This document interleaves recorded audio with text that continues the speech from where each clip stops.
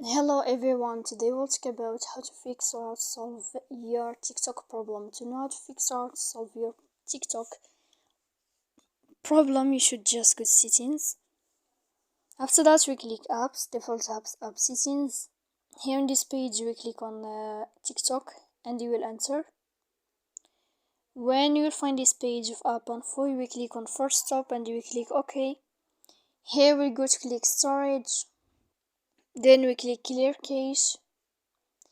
In the end, you can turn off your phone and you will wait a moment, then you can turn on your phone again.